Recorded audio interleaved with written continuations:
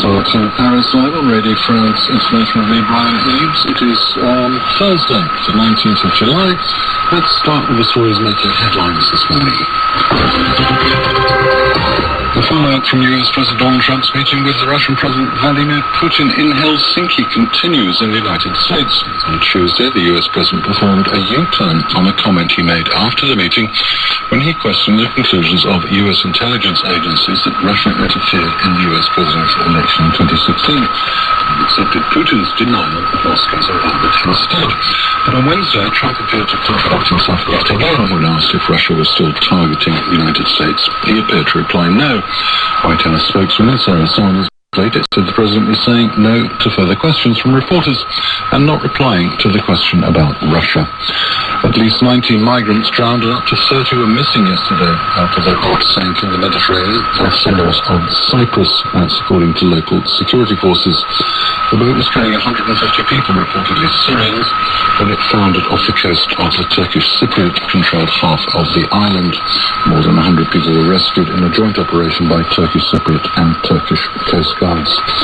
Greece will process 1,500 asylum applications from Germany, a part of an agreement signed between Athens and Berlin. Greece is now yesterday. In return, Berlin has promised to accept 2,900 migrants from Greece for family reunification.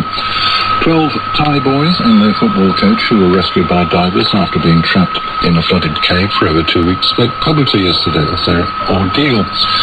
One young boy said it was a miracle. The team, known as Wild Boars, said they had no food until they were found, survived on water that dripped down the side of the cave. They were soon to be ordained as Buddhist monks for a short period, something Thai males often do after a misfortune.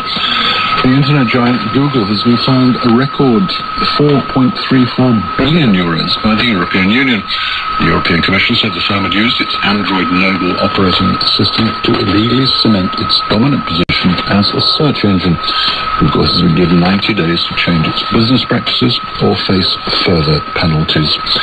Buses began evacuating fighters and civilians from two pro-government towns in Syria earlier today, under agreement that will allow thousands to leave after 3 years under siege. The Shia-majority towns, Fua and Kafraya, are the last remaining areas under siege in Syria. And the UK's former Foreign Minister Boris Johnson yesterday urged the government to change its strategy for leaving the European Union, telling MPs in an impassioned speech that it was not too late to save Brexit. You're listening to Paris Live. In the Syrian city of Raqqa, much of the infrastructure has been flattened. The final 4-month offensive in 2017 to oust the Islamic State armed group destroyed 90% of the city. So 20,000 bombs, rockets and missiles were dropped between June and October last year. That's according to Air Wars, an UK-based not-for-profit organisation that tracks international air wars against IS and other groups in Syria and in Iraq. The fighting destroyed all the bridges used by residents to cross the Euphrates River. Today, locals use small rowing boats